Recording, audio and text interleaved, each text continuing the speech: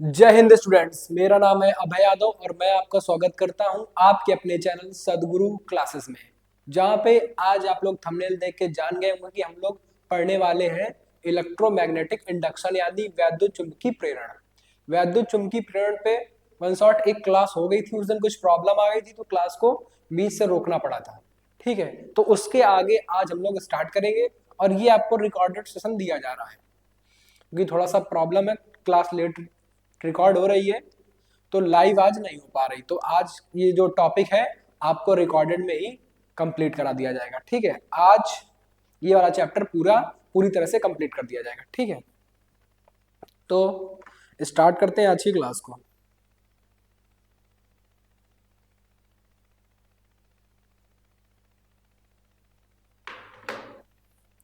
तो उस दिन हम लोग पढ़ चुके थे, उस दिन हम लोगों ने क्या क्या बात की थी, पढ़ा था चुंबकीय फ्लक्स और फैराडे के नियम, फैराडे का क्या नियम था, निष्कर्ष क्या थे, फिर मतलब फैराडे का प्रयोग, फिर फैराडे के निष्कर्ष और उनके फिर दो नियम पढ़े थे और एक प्रूविंग की थी कि एक समान चुंबकीय क्षेत्र में चालक गतिमान क्षण द्वारा एक गतिमान क्षण द्वारा हम लोग ने पढ़ा था वैद्युत वाहक बल। ठीक है, ये हम लोग इतना प्रीवियस क्लास में पढ़ चुके हैं। उसके दो मेथड किए थे कि एक समान चुंबकीय क्षेत्र में गतिमान चालक क्षण के कारण उत्पन्न प्रेरित वैद्युत वाहक बल। ठीक है, इसके दो मेथड हम लोगों ने किए थे। आज उसके आगे हम लोग स्टार्ट करेंगे कि जो वैद्युत चुंबकीय प्रेरण की घटना होती है तो इसके दो प्रकार है, स्वप्रेरण, अन्योन प्रेरण। ठीक है, प्रेरकत्व तो दो प्रकार का होता है। आज हम लोग वहां से क्लास को स्टार्ट करेंगे। तो आज हम लोग सबसे पहले बात करेंगे स्वप्रेरण की। ठीक है, आज हम लोग सबसे पहले बात करेंगे स्वप्रेरण की। स्वप्रेरण मतलब सेल्फ इंडक्शन।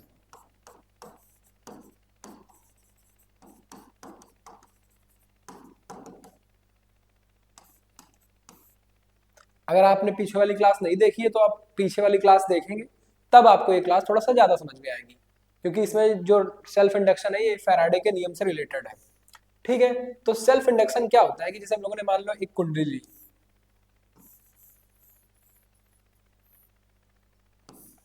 और इससे एक बैटरी तथा एक कुंजी को कनेक्ट किया,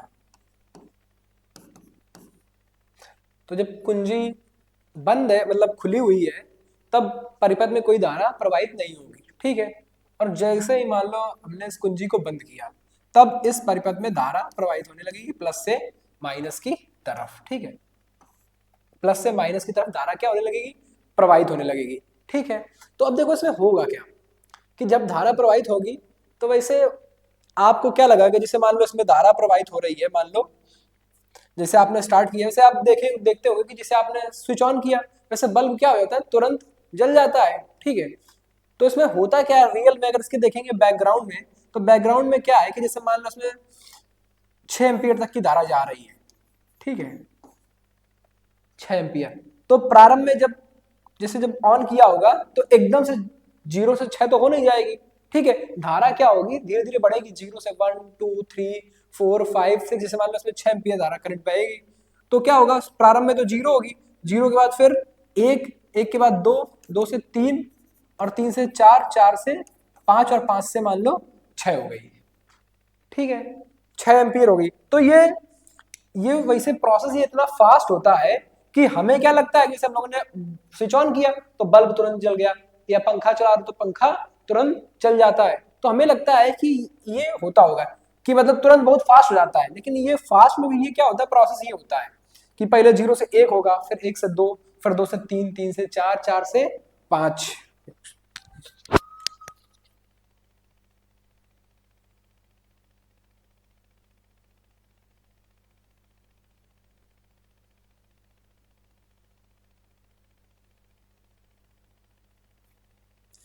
ठीक है, तो इसमें होता क्या है कि जैसे मान लो इसमें 6 एम्पियर धारा प्रवाहित हो रही, तो एकदम से जैसे स्विच ऑन करेंगे तो एकदम से 6 नहीं होगी, पहले 0, 0 से 1 2 3 4 5 6। ठीक है, अब ये है कुंडली। ठीक, अब कुंडली में जब आप इसमें धारा प्रवाहित होगी और धारा परिवर्तन होगी, भाई 0 से क्या हुई, धारा 1 हुई, करंट बढ़ी, तो करंट से क्या होगा, यहाँ पे चुंबकीय क्षेत्र क्या होगा, बदलेगा। ठीक, क्योंकि भैया कुंडली में कुंडली में जो प्रणालिका में चुंबकीय क्षेत्र होता है, उत्पन्न चुंबकीय क्षेत्र, उसका फार्मूला क्या होता है? B बराबर म्यू नॉट NI। ठीक, करंट के चेंज होने से क्या होगा? चुंबकीय क्षेत्र बदलेगा। ठीक, और चुंबकीय क्षेत्र से चुंबकीय बल रेखा यानी चुंबकीय फ्लक्स में भी परिवर्तन होगा। यानी आप धारा बदलेंगे तो धारा से क्या होगा? चुंबकीय क्षेत्र में परिवर्तन होगा। ठीक, कुंडली में, और कुंडली में अगर चुंबकीय क्षेत्र बदलेगा तो फिर क्या होगा? इससे गुजरने वाली क्या होगी? फ्लक्स रेखाएं भी क्या होंगी? परिवर्तित होंगी। ठीक है, और आपको पता है कि जब फ्लक्स रेखाएं परिवर्तित होती है तब कुंडली में क्या? एक प्रेरित वैद्युत वाहक बल उत्पन्न होता है और प्रेरित धारा उत्पन्न होती है, और उसकी दिशा ऐसी होती है कि ये उस कारण का विरोध करेगी जिससे क्या होती है? स्वयं उत्पन्न होती है। ठीक है, तो वहां भी यही काम होगा कि जब 2 से धारा कितनी होगी? 3, 3 से 4, 4 से 5, 5 से 6, तो जब ये चेंज होगा धारा में, तो धारा में चेंज होने की वजह से चुंबकीय क्षेत्र में क्या होगा? परिवर्तन, उससे चुंबकीय फ्लक्स में भी क्या होगा? परिवर्तन। बल रेखाएं बढ़ेंगी घटेंगी, बल रेखाओं की संख्या में क्या होगा? परिवर्तन। तो जब चुंबकीय फ्लक्स में परिवर्तन होगा तो यहाँ पे घटना होगी स्वप्रेरण की। अब इसमें क्या होगा कि इसके विपरीत में एक क्या होगी? प्रेरित धारा उत्पन्न होगी जो इसका क्या करेगी? विरोध। ठीक है, और ये धारा क्या बढ़ रही है, तो इसके विपरीत में क्या होगी? एक धारा उत्पन्न होगी जिसको हम लोग क्या बोलेंगे? प्रेरित धारा। ठीक, और ये वाली जो है इसको हम लोग बोलते हैं मुख्य धारा। ठीक, ये कौन सी धारा? ये है मुख्य धारा, जो परिपथ में बह रही थी, जो बैटरी से करंट आ रही है, इसको हम लोग बोलेंगे मुख्य धारा। मुख्य धारा के विरोध में एक धारा उत्पन्न होगी जिसको हम लोग क्या बोलेंगे? प्रेरित धारा, इंड्यूस्ड करंट। और जब ये चेंज बराबर हो जाएगा, मान लो इस पर सर्किट में 6 एम्पीयर धारा प्रवाहित होनी थी, अब धारा का मान कितना हो गया? 6 एम्पीयर। तो जब धारा का मान 6 एम्पीयर हो जाएगा तो चुंबकीय क्षेत्र का मान भी क्या हो जाएगा? कांस्टेंट। तो बल रेखाओं की संख्या भी क्या हो जाएगी? नियत। तो अब फ्लक्स में परिवर्तन नहीं होगा, तो अब प्रेरित धारा का मान क्या हो जाएगा? 0 हो जाएगा। ठीक, तो प्रेरित धारा का मान कब होता है? कि जब जैसे स्विच ऑन करेंगे तब क्या होगा कि धारा का मान बढ़ेगा, तो ये इसका मतलब होता है कि धारा का मान एकदम से ना बढ़े, धारा का मान क्या हो? धीरे धीरे बढ़ेगा। तो क्या होगा कि इसके विपरीत में एक प्रेरित धारा उत्पन्न होगी। ठीक, अब यही काम चाहे आप जैसे एक मतलब केस और देखते हैं कि जैसे मान लो इसमें धारा प्रवाहित हो रही है पहले से।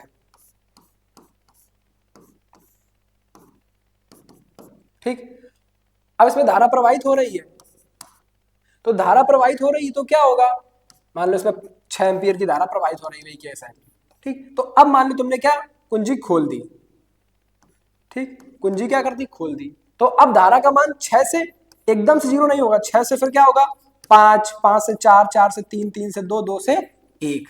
ठीक, जो इसका मान होगा एकदम से 0 नहीं होगा। और फिर धारा के मान में क्या हो रहा? परिवर्तन। धारा के मान में परिवर्तन से क्या होगा? चुंबकीय क्षेत्र, और चुंबकीय क्षेत्र से क्या होगा? चुंबकीय फ्लक्स में परिवर्तन, और फिर से एक क्या होगी? प्रेरित धारा उत्पन्न होगी। अब की बार धारा का मान क्या है? घट रहा है। ठीक है, तो अब इसका विरोध घटने के लिए प्रेरित धारा क्या होगी? कि इसका विरोध करेगी, यानी इसको क्या करना है? बढ़ाना चाहेगी।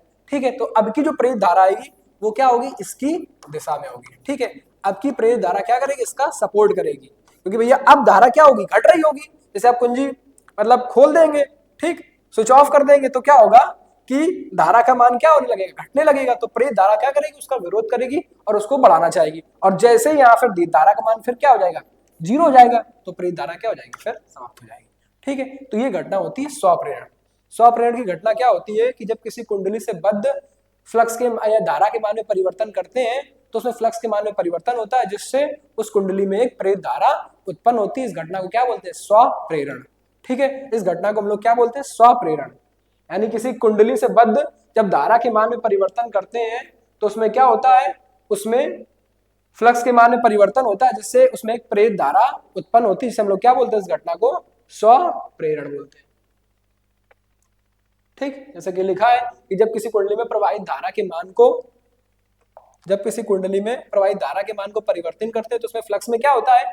परिवर्तन, जिसके कारण प्रेरित वैद्युत वाहक बल उत्पन्न होता है, और इस घटना को हम लोग क्या बोलते हैं? स्वप्रेरण। ठीक है, और यह विद्युत वाहक बल धारा के बढ़ने और घटने में दोनों में विरोध करता है, इसे बता दिया। ठीक, दोनों में क्या करता है? विरोध करता है। ठीक है, तो ये होता है स्वप्रेरण। ये बात हो गई स्वप्रेरण की। अब स्वप्रेरण में जो फ्लक्स उत्पन्न हो रहा, ठीक है, जो फ्लक्स है वो डिपेंड किस पे करता है? तो फ्लक्स किस पे डिपेंड कर रहा है? धारा पे। यानी जो फाई का मान होगा, फाई का मान वो किस पे निर्भर करेगा? आई पे। ठीक, फ्लक्स का मान किस पे डिपेंड कर रहा है? धारा पे, कि धारा में जब परिवर्तन कर रहे हैं तब चुंबकीय फ्लक्स में क्या हो रहा है? परिवर्तन। यानी फाई किस पे डिपेंड कर रहा है? धारा पे।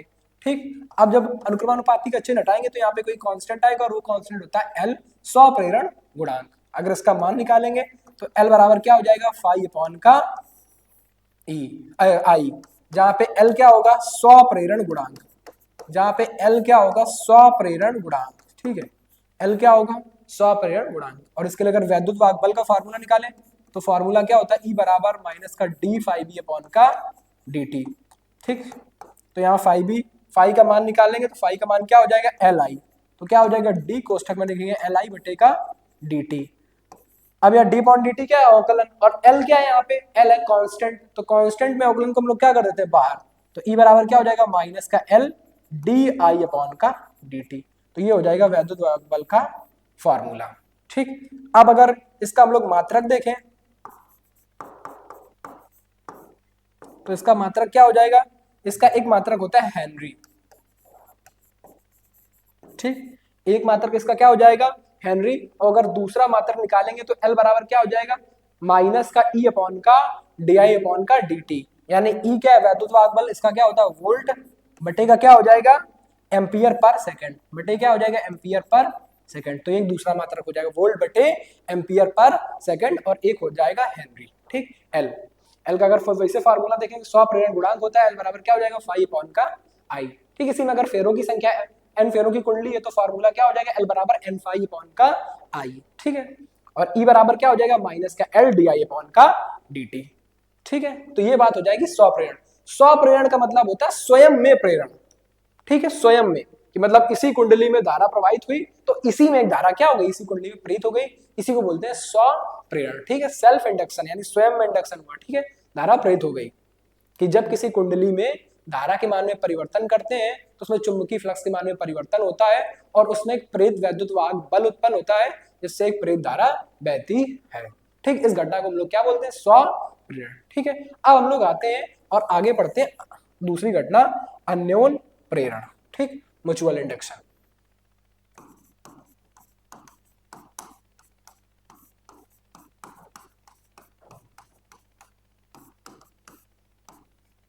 अन्योन प्रेरण, म्यूचुअल इंडक्शन।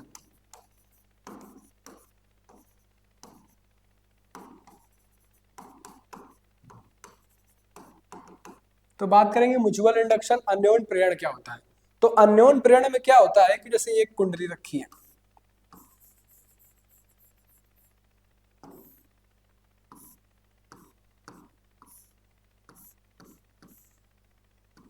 और इसमें एक बैटरी और कुंजी लगी हुई है। ठीक, और इसके पास एक कुंडली रखी हुई है जिसमें मान लो एक गैल्वेनोमीटर है जो धारा आने पर विक्षेपित होगा, धारा में विक्षेप को बताएगा। ठीक है, शायद आपको इधर थोड़ा सा दिख नहीं रहा है।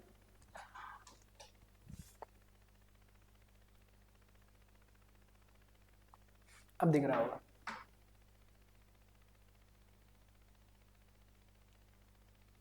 ठीक है, तो इसमें क्या है कि जब सेम प्रोसेस करेंगे, मान लो कि हमने कुंजी पहले खुली है, अब जैसे कुंजी को बंद किया तो कुंजी को बंद करने में क्या होगा कि इसमें भैया धारा प्रवाहित होगी। ठीक है, ये मान लिया कि ये मान लो हमारी पहली कुंडली है और ये दूसरी कुंडली है। पहली कुंडली में जो प्रवाहित धारा है उसको हम लोगों ने क्या मान लिया? I one. ठीक, अब पहली कुंडली में जब धारा के मान में परिवर्तन होगा, सेम प्रोसेस मान लो किया, जैसे आपने इसमें भी मान लो 6 एम्पियर की धारा प्रवाहित होनी है, तो जीरो से डायरेक्ट 6 थोड़ी ना हो जाएगी। लगता है हम लोगों को कि डायरेक्ट धारा जीरो से, मान लो जैसे जैसे कोई भी यंत्र है, मान लो जिसमें 5 एम्पियर धारा जानी है, तो वो इतना प्रोसेस इतना फास्ट होता है कि हमें लगता है कि धारा का मान एकदम से बढ़ गया। लेकिन धारा का मान क्या होता है कि जीरो के बाद क्या होगा? 1 2 3 4 5 और फिर 6। ठीक, तो जब तक धारा के मान में क्या होगा? परिवर्तन। तो धारा परिवर्तन से चुंबकीय क्षेत्र बदलेगा, उससे क्या होगा कि चुंबकीय फ्लक्स फाई में भी क्या होगा? परिवर्तन। और जब चुंबकीय फ्लक्स में परिवर्तन होगा तो चुंबकीय फ्लक्स में परिवर्तन क्या? इस कुंडली से निकलने वाली चुंबकीय बल रेखाओं की संख्या में भी क्या होगा? परिवर्तन। कि भैया अगर इससे बल रेखाएं गुजर रही हैं तो इससे निकलने वाली बल रेखाओं की संख्या में भी क्या होगा? परिवर्तन। अब इससे निकलने वाली बल रेखाओं की संख्या में भैया जब परिवर्तन होगा तब क्या होगा? इसके पास वाली जो रखी कुंडली है, निकटवर्ती कुंडली, तो इसमें भी इसमें भी जो कुंडली है तो इसमें भी फ्लक्स रेखाओं में क्या होगा, परिवर्तन। और जब भैया फ्लक्स में परिवर्तन होगा तो इसमें भी क्या होगा, एक वैद्युत वाहक बल उत्पन्न होगा और एक प्रेरित धारा क्या हो जाएगी, प्रवाहित होने लगेगी। ठीक है, तो होता क्या है कि जब दो कुंडली पास में रखी है तो अगर पहली कुंडली में हम लोग फ्लक्स में परिवर्तन करेंगे तो इससे जो बल रेखाएं गुजर रही हैं तो भाई दूसरे भी कुंडली से भी तो गुजरेंगी। अब दूसरी कुंडली से जो गुजर रही है तो अगर इसमें परिवर्तन होगा बल रेखाओं की संख्या में तो उसमें भी परिवर्तन होगा। तो इसमें तो हो ही रहा था, अगर इसमें जो प्रेरित धारा उत्पन्न हो रही है उसको हम लोग क्या बोलते हैं, स्वप्रेरण। और इसमें अगर जो उत्पन्न होगी उसको हम लोग क्या बोलेंगे, अन्योन प्रेरण। ठीक है, उसको बोलते हैं म्यूचुअल इंडक्शन। तो इसमें वही रहेगा कि भाई दूसरी कुंडली में फ्लक्स में परिवर्तन हुआ तो दूसरी कुंडली में जो फ्लक्स कम में परिवर्तन होगा वो सेम रहेगा, किस पर डिपेंड करेगा, धारा पे। लेकिन वहां पे क्या था, 5 प्रोपोर्शनल आई। यहाँ पे क्या होगा कि अगर मान लो पहली कुंडली में जो फ्लक्स चेंज हो रहा है उसको क्या मान लेते हैं, 5 1। और दूसरी कुंडली में जो फ्लक्स चेंज हो रहा है उसको क्या मान लेते हैं, 5 2। ठीक, तो इसमें होगा क्या कि दूसरी कुंडली का जो फ्लक्स परिवर्तन है यानी 5 2 ये निर्भर करेगा किस पे, I1 पे। ठीक, यानी दूसरी कुंडली में जो फ्लक्स परिवर्तन हो रहा है वो किसकी वजह से, पहली कुंडली में उत्पन्न धारा की वजह से, मतलब धारा के मान में परिवर्तन की वजह से। अब यहां पे जब हम लोग फिर अनुक्रमानुपाती का चिन्ह हटाएंगे तो क्या आएगा, एक कांस्टेंट आता है म्यूचुअल इंडक्शन का जिसे हम लोग बोलते हैं अन्योन्य प्रेरण गुणांक m। ठीक, और उसको लिखेंगे M21, यानी दूसरे में फ्लक्स प्रेरित हो रहा है किसकी वजह से, पहली कुंडली की वजह से। यानी φ2 बराबर क्या हो जाएगा, M21 I1। यानी अगर इसका मान निकालें M21 का तो क्या हो जाएगा, φ2 बटे का I1। ठीक, तो ये हो जाएगा इसका मान। अब इस वैद्युत वाहक बल का अगर फार्मूला निकाले तो E बराबर फार्मूला क्या होता है, माइनस का डी फाइव बी अपॉन का डी टी। तो यहाँ पे क्या लिख दें, E2 अगर दूसरी कुंडली में वैद्युत वाहक बल तो E बराबर क्या हो जाएगा, डी फाइव फाइव टू का मान निकालेंगे तो φ2 का मान क्या हो जाएगा, M21 I1 अपॉन का dt। तो यहाँ पे m क्या है, अन्योन्य प्रेरण गुणांक यानी कांस्टेंट है, तो यह कांस्टेंट आ जाएगा आगे। तो E2 बराबर क्या हो जाएगा, माइनस का M21 d I1 अपॉन का di1 अपॉन का dt, di1 अपॉन का dt, M21 di1 अपॉन का dt। ठीक, ये हो जाएगा वैद्युत वाहक बल का फार्मूला। ठीक है, ये हो जाएगा वैद्युत वाहक बल का फार्मूला। अब अगर यहां से आप m का क्या निकालें, मात्रक और विमा निकालें।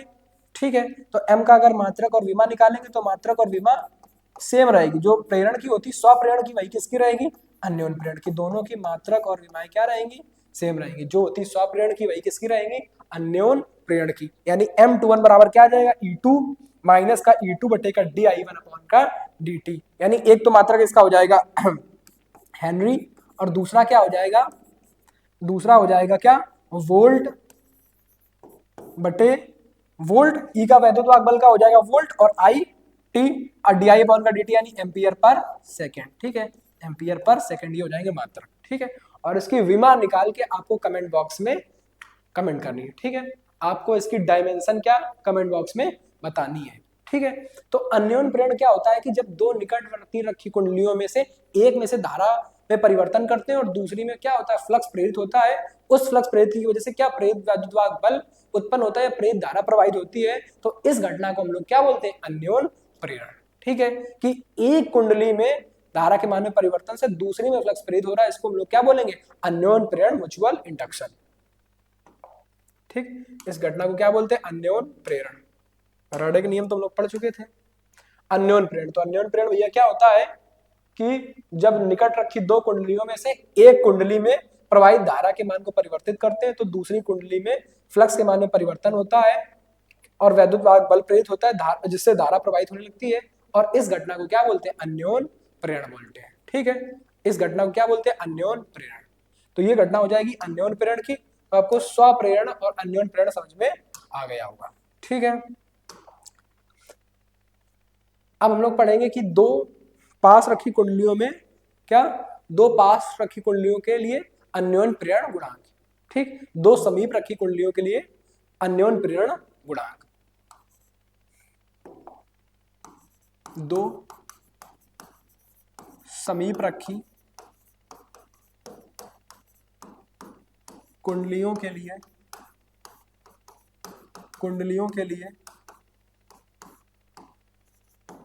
अन्योन्य प्रेरण गुणांक, अन्योन्य प्रेरण गुणांक। ठीक है, हम लोग पढ़ेंगे दो समीप रखी कुंडलियों के लिए अन्योन प्रेरण गुणांक। ठीक, तो यानी इसमें सेम फिगर रहेगा जो आप पढ़ के आए हैं, सेम फिगर कि ये मान लो एक कुंडली है। ठीक है, ये एक बैटरी और कुंजी से क्या है, कनेक्टेड है, जुड़ी हुई है। ठीक, और इसी में एक दूसरी दूसरी कुंडली है। ठीक, जिसको मान लो गैल्वेनोमीटर से जोड़ दिया है। ठीक है, तो अब इसमें जब इसको गैल्वेनोमीटर से जोड़ देंगे तब इसमें क्या होगा कि भैया जैसे इस कुंजी को क्या करोगे, बंद करोगे। ठीक, तो कुंजी को बंद करने पे क्या होगा कि इस कुंडली में धारा प्रवाहित होने लगेगी। इस कुंडली से धारा के मान में क्या होगा, वही कि भैया धारा जैसे मान लो 6 एम्पियर तक प्रवाहित होनी है, तो जैसे कुंडली आप मतलब कुंजी क्या करेंगे, बंद करेंगे, तो जीरो के बाद धारा का मान बढ़ेगा धीरे से, 0 1 2 3 4 5 6, और 6 पे जाके क्या हो जाएगा, कांस्टेंट। तो जब जीरो से जब तक 6 होगा तब क्या होगा कि चुंबकीय क्षेत्र बढ़ेगा, तो फ्लक्स यानी फ्लक्स भी क्या होगा, चुंबकीय फ्लक्स में परिवर्तन यानी चुंबकीय बल रेखाओं की संख्या भी क्या होगी, बढ़ेगी। और चुंबकीय बल रेखाओं की संख्या से क्या होगा कि इसके पास में जो दूसरी कुंडली है, ये मान लेंगे कि मान लो ये पहली कुंडली है जो बड़ी वाली वाइट, और ये पीलस बनाई है क्या हो जाएगी, दूसरी कुंडली। तो पहली कुंडली में जब फ्लक्स बदलेगा तो उसके कारण क्या होगा, दूसरी कुंडली में क्या होगा, फ्लक्स में भी परिवर्तन होगा, और दूसरी कुंडली में एक प्रेरित वैद्युत वाहक बल या प्रेरित धारा क्या हो जाएगी, उत्पन्न हो जाएगी, और गैल्वेनोमीटर में क्या हो जाएगा, विक्षेप आ जाएगा। ठीक, इसकी वजह से वैसे गैल्वेनोमीटर में जो पॉइंटर होता है वो क्या होता है, शून्य विक्षेप पे बीच में रहता है। मतलब गैल्वेनोमीटर में क्या होता है, बीच में शून्य होता है, तो पॉइंटर पहले क्या रहता है, बीच में। जैसे उसको धारा मिलेगी तो वो या तो इधर या तो इधर, दोनों तरफ रीडिंग होती है। ठीक है, तो मान लेंगे कि भैया गैल्वेनोमीटर किसी दिशा में विक्षेपित हो जाएगा, जैसे पिछले वाले में कि भैया इसमें गैल्वेनोमीटर लगा है, तो इसमें जैसे उसमें धारा आएगी तो गैल्वेनोमीटर का विक्षेप क्या हो जाएगा, बदल जाएगा। शून्य विक्षेप से क्या हो जाएगा, थोड़ा सा पॉइंटर जितनी भी धारा होगी मतलब रीडिंग, उस हिसाब से गैल्वेनोमीटर में क्या आ जाएगा, विक्षेप आ जाएगा। यानी सेम है, बस यानी ये दो जो चित्र है इसमें अलग अलग बने, उसमें क्या एक ही में बना दिया है। ठीक है, तो अब आते हैं, यानी अब इसमें क्या है कि माना कि पहली कुंडली से जो पहली कुंडली में फेरों की संख्या क्या है, N1 है, और दूसरी कुंडली के लिए फेरों की संख्या क्या है, N2 है। ठीक, पहली कुंडली का जो क्षेत्रफल है वो A1 है, और दूसरी कुंडली का जो क्षेत्रफल है वो क्या है, A2 है, और पहली कुंडली से गुजरने वाला फ्लक्स है φ1, और दूसरी कुंडली से गुजरने वाला फ्लक्स क्या है, φ2। ठीक है, तो अब लिखते हैं पहली कुंडली के कारण उत्पन्न चुंबकीय क्षेत्र। तो लिखते हैं पहली कुंडली में, अब इसमें जो धारा है वो हम लोग क्या मान लेंगे, I1। ठीक, तो पहली कुंडली में I1 धारा के कारण, I1 धारा के कारण उत्पन्न चुंबकीय क्षेत्र, I1 धारा के कारण उत्पन्न चुंबकीय क्षेत्र, I1 धारा के कारण उत्पन्न चुंबकीय क्षेत्र। ठीक, अब किसी धारावाही प्रणालिका के लिए चुंबकीय क्षेत्र का फार्मूला क्या होता है, B बराबर म्यू नॉट NI, यानी अगर देखेंगे तो B1 बराबर क्या हो जाएगा, म्यू नॉट NI1। ठीक है, जहाँ पे N क्या होता है, एकांक लंबाई में फेरों की संख्या, यानी अगर इसका मान रखें तो फार्मूला क्या हो जाएगा, B बराबर इसका मान स्मॉल n का क्या होता है, कैपिटल N अपॉन का L, यानी अगर हम लोग मान लें इसकी जो प्रणालिका की लंबाई है वो क्या है, L, तो फार्मूला क्या हो जाएगा, N1 I1 बटे का L, N1 I1 बटे का L, N1 I1 बटे का L। ठीक, ये हो जाएगा फार्मूला। भाई प्रणालिका के लिए जो उत्पन्न चुंबकीय क्षेत्र का फार्मूला होता है वो क्या होता है, B बराबर म्यू नॉट NI। ठीक है, तो यहाँ पे धारा कितनी है, I1 है, तो पहली कुंडली में उत्पन्न जो चुंबकीय क्षेत्र होगा वो B1 बराबर क्या हो जाएगा, म्यू नॉट NI1। लेकिन जिसमें स्मॉल n होता है वो स्मॉल n क्या होता है, एकांक लंबाई में फेरों की संख्या, और इसका फार्मूला क्या होता है, एकांक लंबाई में फेरों की संख्या क्या होती है, फेरे बटे प्रति एकांक लंबाई, यानी इसका जो फार्मूला होता है स्मॉल n का क्या होता है, कैपिटल N अपॉन का L। तो भैया पहली कुंडली में जो फेरों की संख्या क्या है, N1, और लंबाई मान ली L1, तो चुंबकीय क्षेत्र कितना हो जाएगा, B1 बराबर mu naught N1 I1 upon का L। ठीक, अब इसके कारण फ्लक्स परिवर्तन होगा किसमें, दूसरी कुंडली में। तो भैया दूसरी कुंडली से अगर गुजरने वाले एक फेरे से हम लोग फ्लक्स निकालें, देखें कुंडली कुंडली दो के एक फेरे से कुंडली 2 के एक फेरे से गुजरने वाला फ्लक्स, गुजरने वाला फ्लक्स। तो फ्लक्स का फार्मूला क्या होता है, फाई बराबर बी ए, ठीक है। फार्मूला क्या होता है, फाई बराबर बी ए, ठीक है। तो दूसरी कुंडली से जो निकलने वाला फ्लक्स है वो क्या है, फाई टू। तो फाई टू बराबर क्या होगा, अब फाई टू जो फ्लक्स प्रेरित होता है वो किस चुंबकीय क्षेत्र की वजह से हो रहा है, पहली कुंडली में जो उत्पन्न हो रहा है चुंबकीय क्षेत्र यानी किसकी वजह से, B1 की वजह से, ठीक। और क्षेत्रफल किसका रहेगा, क्षेत्रफल इसका स्वयं का रहेगा दूसरी कुंडली का, ठीक है। तो क्षेत्रफल में क्या हो जाएगा, A2, यानी देखो फार्मूला क्या होता है, फाई बराबर BA। हमें निकालना क्या है कि दूसरी कुंडली, क्या निकालना है, दूसरी कुंडली के एक फेरे से गुजरने वाला फ्लक्स। तो गुजरने वाले भाई फ्लक्स का फार्मूला क्या होता है, चुंबकीय फ्लक्स का, ठीक है, चुंबकीय फ्लक्स क्या होता है, फाई बराबर BA, ठीक है। तो B इसमें क्या हो जाएगा, B होगा चुंबकीय क्षेत्र, लेकिन चुंबकीय क्षेत्र है किसका, चुंबकीय क्षेत्र भाई पहली कुंडली में I1 धारा का उत्पन्न हो रहा ना, वो है क्या, B1, ठीक है। क्षेत्रफल किसका रहेगा, किस कुंडली, भाई क्षेत्रफल होगा कि भैया जिससे बल रेखाएं गुजर रही ना, तो क्षेत्रफल उसका होगा, ठीक। तो क्षेत्रफल किसका हो जाएगा, A2, क्योंकि हमें निकालना किसके, दूसरी कुंडली कारण ना, और दूसरी कुंडली का क्षेत्रफल क्या है, A2, ठीक। तो अगर यहां से फाई टू का मान निकालोगे तो फाई टू का मान भैया क्या आ जाएगा, B1 का मान क्या है, B1 का मान है म्यू नॉट N1 I1 बटे का L, ये आ जाएगा एक फेरे से, ठीक। अगर कुल फ्लक्स निकालेंगे भैया, कुल फ्लक्स कितना है, टोटल फ्लक्स कितना निकल रहा, तो टोटल फ्लक्स के लिए क्या कर लेंगे, जो भैया एक फेरे से फ्लक्स गुजर रहा है, और कुल फ्लक्स निकालने के लिए क्या करेंगे, उस कुंडली में फेरों की संख्या से क्या कर देंगे, गुणा। यानी अगर हमें कुल फ्लक्स निकालना है, मान लो फाई टू टोटल दूसरी कुंडली से गुजरने वाला, ठीक। तो कुल फ्लक्स में क्या हो जाएगा, दूसरी कुंडली में फेरों की संख्या कितनी, N2, तो N2 से क्या हो जाएगा, पूरे में क्या हो जाएगा, गुणा। एक फेरे से जो फ्लक्स निकल रहा है उसमें क्या कर देंगे, गुणा, यानी N2 इंटू क्या हो जाएगा, म्यू नॉट N1 I1 बटे का L। ये आ गया कि भैया दूसरी कुंडली से गुजरने वाला कुल वैद्युत फ्लक्स, यानी चाहो तो इसी में कर दो, यहीं पे यहां से हम लोग फाई निकालेंगे, इसी में क्या कर देंगे, ये होता फाई का फार्मूला, यहीं पे क्या कर दो भाई, कुल फ्लक्स निकलना है, यहाँ पे लिख देंगे गुजरने वाला कुल फ्लक्स, ठीक, गुजरने वाला कुल फ्लक्स। तो यहाँ पे क्या हो जाएगा, N2, फिर इनको साथ में लिख दो, तो क्या लिख दोगे, फाई टू बराबर, इसका मान रखोगे B का मान क्या है, म्यू नॉट N1, और N1 के बाद लिख देंगे N2, ठीक, I1 अपॉन का L, और इधर हो जाएगा A2, ठीक है, इधर हो जाएगा A2। यानी हम लोगों ने क्या, दूसरी कुंडली जो फ्लक्स का फार्मूला क्या होता है, B है, लेकिन जब कुल फ्लक्स निकालेंगे तो भैया देख लेंगे दूसरी कुंडली में फेरों की संख्या कितनी है, ये तो हमने एक फेरे का निकाला पहले, फिर क्या कर देंगे, N2 से गुणा कर देंगे, तो क्या आ जाएगा, कुल फ्लक्स। या फिर या चाहो तो भैया अलग कर लो, अगर इससे आप दिक्कत हो तो यहाँ पे केवल लिख लो कि भैया इससे निकलने वाला जो फ्लक्स है वो क्या है, B2A1, और B2A1 का जो मान होगा वो B1A2 का जो मान होगा, तो B1 का मान क्या है, म्यू नॉट N1 I1 बटे का L।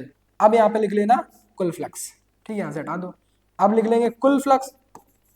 तो भैया कुल फ्लक्स क्या हो जाएगा, ये जो फ्लक्स आपने निकाला इसी में क्या हो जाएगा, दूसरी कुंडली में जितने क्या है फेरे, तो फेरे कितने, N2, तो भैया N2 से क्या कर दो, इसमें गुणा, तो mu naught N1 I1 L, और साथ में क्या रहेगा, A2, ठीक, A2, इससे क्या हो जाएगा, गुणा, ये हो गया फ्लक्स। अब हमें निकालना है अन्योन प्रेरण गुणांक, ठीक है। तो अन्योन प्रेरण गुणांक का भी हम लोग फार्मूला क्या पढ़ के आए हैं कि M21, यानी दूसरी कुंडली में उत्पन्न फ्लक्स किसकी वजह से, पहले की वजह से, उसका फार्मूला क्या होता है, फाई टू बटे का I1। जस्ट ये भी अब आप पढ़ के आए हैं कि फार्मूला क्या होता है, M21 का फाई टू बटे का I1, ठीक। तो अगर अगले अगले पेज में लिखें M21, तो इसका फार्मूला क्या होगा, फाई टू बटे का I1, ठीक। यहाँ पे क्या होगा, फाई टू बटे का I1। अब देख लो फाई टू का मान कितना है, भैया गुजरने वाला जो कुल फ्लक्स है यही तो है फाई टू, कुल फ्लक्स फाई टू, तो भैया फाई टू का मान क्या है, N2 mu naught N1 N2 I1 A2 upon का L। तो भैया लिखो यहाँ पे इसका मान क्या है, म्यू नॉट N1 N2 और I1 A अपॉन का L, और बटे का क्या हो जाएगा I1। यही तो मान है कि mu naught N1 N2 I1 A2 upon का L, ठीक है। तो यहाँ पे भैया I1 आ जाएगा इधर, और I1 से I1 क्या हो जाएगा, कैंसिल, यानी जो M21 का फार्मूला आ जाएगा वो क्या आ जाएगा, म्यू नॉट A2 का L। ठीक, ये फार्मूला किसका आ जाएगा, अन्योन प्रेरण गुणांक का। ठीक, ये फार्मूला आ जाएगा किसका, अन्योन प्रेरण गुणांक का। ठीक, फार्मूला क्या आ जाएगा, M21 बराबर म्यू नॉट N1 A2 का L। ठीक, M21 का मतलब क्या होता है कि दूसरी कुंडली में उत्पन्न क्या फ्लक्स किसकी वजह से, पहले की वजह से। ठीक है, और ये है क्या, प्रेरण गुणांक। ठीक, यानी जो क्या है, अन्य M होता क्या है, अन्योन प्रेरण गुणांक। ठीक है, तो इसका आप स्क्रीनशॉट लीजिए, फिर हम लोग पढ़ते हैं आगे।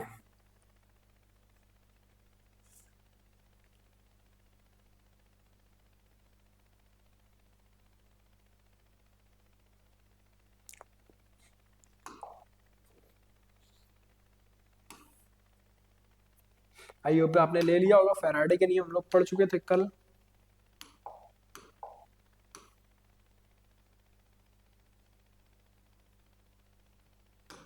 ये और देख लेते हैं, फार्मूला आपको पता होना है, कुंडली में संचित चुंबकीय स्थितिज ऊर्जा, कि भैया जब कुंडली में धारा के मान को हम लोग बढ़ाते हैं तो उसमें प्रेरित वैद्युत वाहक बल धारा में परिवर्तन का क्या करता है, विरोध करता है, जिसके कारण कुंडली में एक चुंबकीय ऊर्जा संचित हो जाती है। ठीक, और यह ऊर्जा प्रेरित वैद्युत वाहक बल के विरुद्ध किए गए कार्य की क्या होती है, बराबर। ठीक, आपको इसका फार्मूला पढ़ना है, इसका फार्मूला क्या होता है, स्थितिज ऊर्जा का U बराबर हाफ LI²। ठीक, हाफ LI²। ठीक, ये आपको फार्मूला आना चाहिए, इससे क्वेश्चन भी बन सकते हैं। ठीक है, तो संचित ऊर्जा मतलब क्या होती है कि जब आप धारा के मान में परिवर्तन करेंगे, ठीक, तो उसमें प्रेरित वैद्युत वाहक बल में जो प्रेरित धारा होती है वो उस धारा क्या करेगी, विरोध करेगी, उसकी वजह से कुंडली में क्या हो जाएगी, ऊर्जा संचित हो जाएगी। ठीक, और यह ऊर्जा होती क्या है, यह ऊर्जा प्रेरित वैद्युत वाहक बल के विरुद्ध कार्य करने से क्या होती है, कार्य के बराबर होती है। ठीक, यह ऊर्जा प्रेरित वैद्युत वाहक बल के विरुद्ध किए गए कार्य के बराबर होती है। ठीक है, इसका डेरिवेशन हम लोगों को पढ़ना नहीं है, फिर बवर धारा हम लोग पढ़ेंगे आगे वाले चैप्टर में। ठीक है, तो इसमें हो जाता प्रेरकों के लिए फार्मूला होता है कि भैया जब हम लोग प्रेरकों को जोड़ेंगे तो कुंडलियों को, तो उनका श्रेणी क्रम का फार्मूला सेम प्रतिरोध की तरह होता है। जैसे मान लो ये दो कुंडलियां हैं, इसका प्रेरकत्व L1 है, इसका L2 है, तो अगर इनको श्रेणी क्रम में हम लोग जोड़ेंगे, एक ही धारा जा रही है I, तो फार्मूला L क्या हो जाएगा, L बराबर L1 प्लस का L2। और इन्हें अगर सेम समांतर क्रम में जोड़ेंगे दोनों को, ठीक, मान लो इसमें I1 धारा जा रही, फिर धारा डिवाइड हो जाएगी दोनों में, तो अब क्या होगा कि अब इनका जो फार्मूला होगा वो क्या हो जाएगा, 1/L बराबर 1/L1 प्लस 1/L2। ठीक, जब समांतर क्रम में जोड़ेंगे तो ये होता है प्रेरकों का संयोजन, श्रेणी क्रम संयोजन, समांतर क्रम संयोजन। ठीक है, तो हम लोगों का ये जो पार्ट था अन्योन क्या बोलते हैं, इलेक्ट्रोमैग्नेटिक इंडक्शन, वैद्युत चुंबकीय प्रेरण। ठीक है, तो ये जो चैप्टर था हम लोगों का, कि चैप्टर क्या हो गया है, समाप्त हो गया। 2 वीडियो में जितना पेपर में पूछा जाना था आपको पूरा करा दिया गया है। ठीक है, अब इसके जो भी क्वेश्चन है थोड़े बहुत वो हम लोग लेंगे और अगली क्लास में, लाइव क्लास में आपके साथ इसकी प्रैक्टिस करेंगे। ठीक है, कल तो शायद क्लास ना हो, और परसों हम लोग इसमें अनसॉल्व करेंगे 2024 का दूसरा अनसॉल्व। ठीक है, तब तक के लिए जय हिंद, जय भारत।